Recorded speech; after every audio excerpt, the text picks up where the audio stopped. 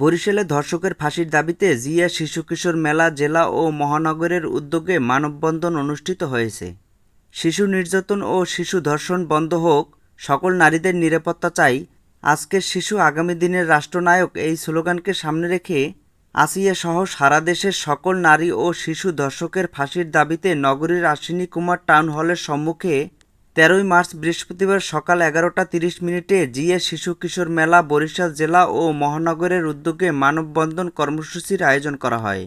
উক্ত মানববন্ধনে ক্ষুদে কোমলমতি শিশু শিক্ষার্থীরা সহ উপস্থিত ছিলেন জিয়া শিশু কিশোর মেলা কেন্দ্রীয় কমিটির সহ-সভাপতি মীর আদনান তুহিন, আহ্বায়ক বরিশাল জাসাজ মহানগর, অ্যাডভোকেট মোস্তাফিজুর রহমান বাবু, সাংগঠনিক সম্পাদক কেন্দ্রীয় কমিটি জিয়া শিশু কিশোর মেলা, আহমেদুর কবির বিপ্লব, সভাপতি জিয়া শিশু কিশোর মেলা বরিশাল জেলা, কামরুন্নাহার কলি, সাধারণ সম্পাদক জিয়া শিশু কিশোর মেলা বরিশাল জেলা।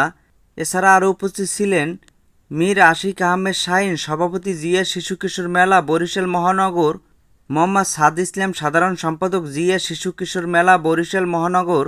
এছাড়াও জেলার ও মহানগরের অন্যান্য নেতৃবৃন্দ উপস্থিত ছিলেন। কোমলমতি শিশুরা বিভিন্ন প্লেকার্ড নিয়ে এই আয়োজনে অংশ নেয়। এ সময় তারা ধর্ষকের একমাত্র শাস্তি মৃত্যুদণ্ড কার্যকর করার জোর দাবি জানান।